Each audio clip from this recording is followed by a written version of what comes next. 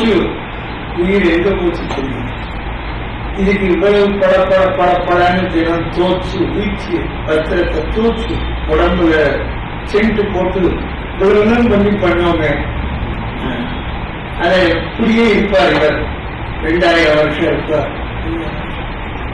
யாராவது இருக்கணும்னு ஆசைப்படுறாங்க, அதை சொல்லு. 60, 70, 80, 90, 70,000, 80,000, 90,000 போய் கேள்வி. ஆனா பிரமாமா ஆசீர்வாதம் பண்றாங்க. இன்னும் ஒரு 100 ஆண்டு 90 வயசுக்காக சேர்ந்து அதுக்கு வேதம் இருக்கிறீங்க. சதமானம் பகதி இது 90 போய் 90 வயசு. என்ன சொல்ற, 50 லட்சம் ரூபாய் சொத்து வச்சிருக்க கேஷன். இன்னும் உங்க மாமனார் சொத்து வச்சிருக்காங்க, அவரும் இருக்காரு.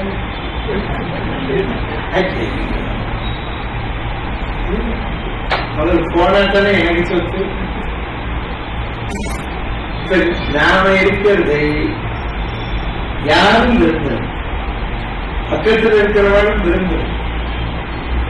இந்த மருமக வேணும்னு நம்ம தான் ஜாதகம் பார்த்து கூட்டினோம்.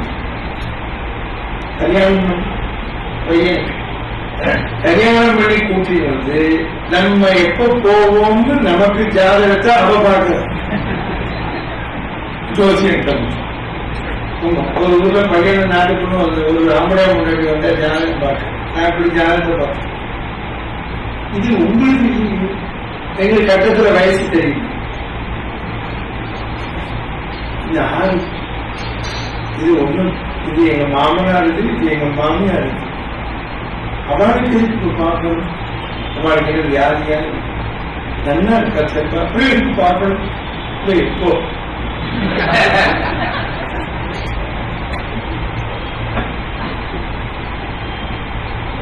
அதுக்கு ஏதாவது கோபம் பண்ணிட்டு அது பஞ்சாங்கத்தில் போட்டிருக்கேன். நான் போட்டிருக்கிறது கல்யாணம் தடைப்பட்டா வேண்டிக்கலாம் போட்டிருக்கேன். அப்ப எது தடையாதான் வேண்டிக்கலாம் நினைச்சேன். உங்க பிரதமருக்கு ஏதாவது செஞ்சா இவ கூடுவாங்க நடந்தது. நான் ஜோக்குக்கு சொல்லுங்க, அந்த பையன் பக்கத்திலே உட்காந்து, என்னப்பா நீ இப்படி பேசுற கேட்டு ரொம்ப சொல்லிய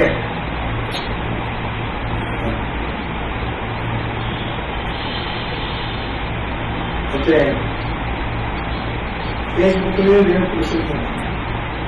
அம்மா அப்பாவான தொல்லையா இருக்கிற முதியோர்கள் இந்த கொசுவை எங்க உள்ளது,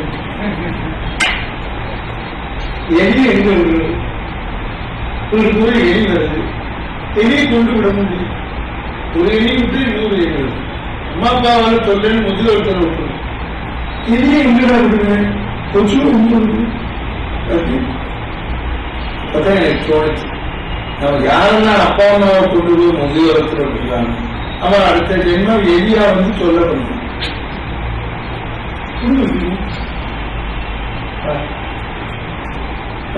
சரீர வசனத்தில் இருக்கக்கூடிய பிரேமையினால் கர்ப்பம் வந்தவரால் என்ன செய்கிறோம், நம்மை நாமே இழக்கிறோம்.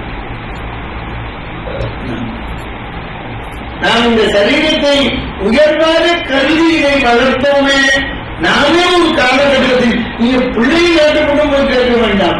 நமக்கே வயசு 70, 80, 90 வந்தவுடனே கேட்கிறோம், எப்போ போகும் என் உயிர் என்று கேட்கும். வள்ளுவர் சொல்றார், மற்றும் தொடர்ந்தால் எவங்கள் பிறப்பறுக்கல் உற்றாருக்கு உடம்பு மிகை. உடம்பு படையின பருவங்கள் மிகை, எக்ஸஸ், அதிகபட்சம். இந்த டம்ளர் ஜலம் இருக்கேன், இப்போ இது எவ்வளவு தாங்குமோ அதாவது விட முடியும். இதுக்கு மேல இருக்கிற இந்த ஜலம் இதுல விட முடியாது. அப்ப இது மிக அதிகமா இருக்கு, அதிகமா. அது மாதிரி நம்ம சரீரத்தோடு அதிகமா இருக்கு. சரி சரி, இது உயிர் போயிட்டதுனால சொல்யூஷனா? உயிர் போயிட்டதுனால டெம்பரரி ரிலீஃப். நமக்கு டெம்பரரியா ரிலீஃப் வருது. அடுத்தாப்புல இன்னொரு ஜென்மா ரெடியா இருக்கேன். அப்ப நமக்கு எப்படி நீங்க நம்ம விடுபட்டு சொல்ல முடியும்? பட்டினத்தார் சொல்றார், மாதா உடன் சலித்தாள் பல்வினை என் கால் சலித்தேன் வேதாம் கை சலித்து விட்டார். நாதா திரு இருப்பை உண்டாய் சிவனை இன்னமோர் அன்னை கருப்பை ஊறாமல் கா பாடினாங்க பட்டினத்தார். நம்மளோட 400 கோடி சம்பாதிச்சு நானே இன்னைக்கு 30 4000 40,000 சம்பாதிக்கிறதுக்கு நம்ம என்ன நம்மள பெரிய என்ன பெரிய 400 கோடி சம்பாதிச்சவன் சொல்றேன். இன்னொரு பிறகு வேண்டாம் நினைச்சு நம்ம ரூபாய் உள்ளாய் பொருவாய் இப்படி வந்தோம் மிருகமாய் வந்தோம்னு இருக்கு. திருப்பி நம்ம அங்க போயிடக்கூடாது, இனி பேர் அடிச்சிடக்கூடாது. திருப்பி மனுஷனாவே பிறப்போம் என்று வைத்துக் கொள்ளுங்கள். இதே மாதிரி நல்ல பிறகு வேணுமே. ராமாயணம் கேட்கிறோம், கோயில் போறோம், இந்த மாதிரியே இருக்கீங்க. எங்கேயாவது போய் சோமாலியால போறோம், எங்கேயாவது ஏதோ ஃபாரின் கண்ட்ரியில போய் போறோம், சோத்துக்கே வழி இல்லாம சொன்னாரு, எங்க இருக்கோம் தெரியாம எத்தையோ சாப்பிட்டு சொல்லும் மிருகம் பற்றி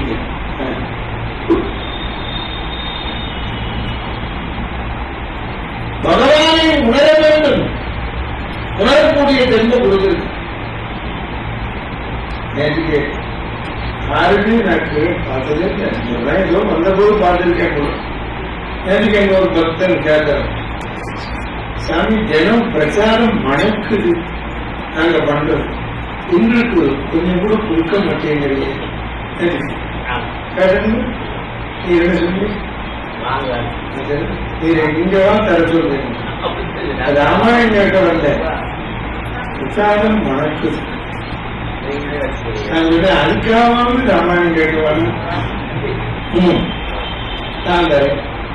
அதுக்காக நல்லா கொடுப்போம். ஏன் இதை சொல்லுகிறோம்?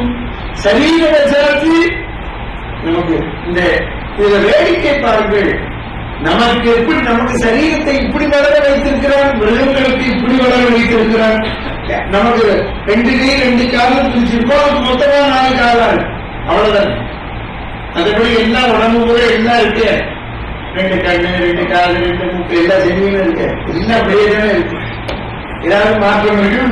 பசுமாட்டுக்கு தனியா 7 கண்ணு வச்சிருக்கோம், நாய்க்கு 3 கண்ணு வச்சிருக்கோம். அதை அப்படி படிக்கணும். நாய்க்கு 3 கண்ணு வச்சாலும் நம்ம அப்புறம் சிவனுக்கு 3 கண்ணு பிரச்சனை ஆயிடும். சும்மா அப்படி பழக்கணும். நல்லா யோசனை பண்ணிக்கணும். மாட்டுக்கு 3 கண்ணு வச்சா ஆட்டுக்கு 3 தெரியாத நமக்கு வித்தியாசம். எல்லா ஒரே மாதிரிதான் இருக்கு. செடிகளை வச்சாச்சு அதுக்கு பேச்சு எடுத்தாங்க.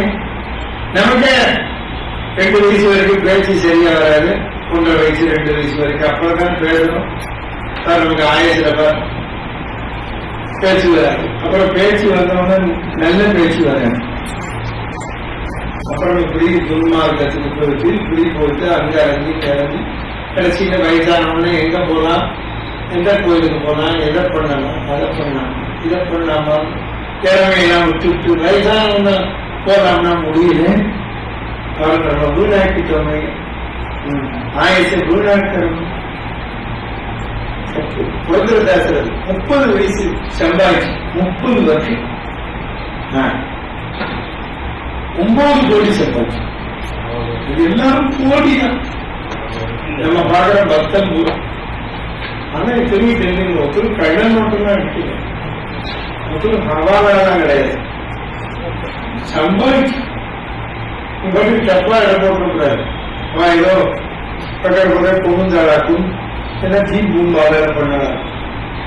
நல்ல கர்நாடகா தேசத்துல வைரம் வியாபாரம், ஒரிஜினல் வைரம் வியாபாரம். கன்னட பிராமணன், பக்கா கன்னட பிராமணன், வைர வியாபாரம். 9 கோடி 1 கோடி சம்பாதிச்சோம்னா அவருக்கு மேல கோவில்ல கடைசி வைக்கிற மாதிரி வைக்கலாம்.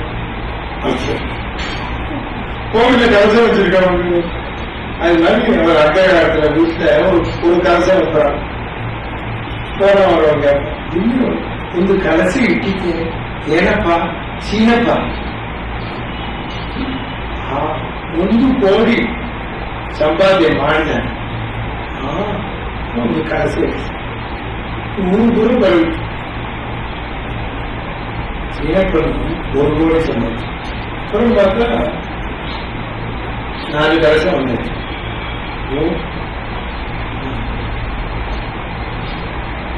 ஒன்பது வருஷம் இதெல்லாம் எப்போ 30 வயசுக்குள்ள யாராவது நினைச்சு பார்க்க முடியுமா? 30 வயசுக்குள்ள முதல்ல வேலை கிடைக்கிறது வேலை கிடைச்சாலும் என்ன வேலை கிடைக்கிறது? இந்த 9 கோடி சம்பாதிக்க முடியுமா? விட்டு பிராணனை விட்டு ஒரு பிளாட்டை வாங்கி லோனை போட்டு 75 லட்சம் பிளாட். அது இந்த செவரு நமக்கு சொந்தமில்லை, இந்த செவரு சொன்னாங்க நடுவில்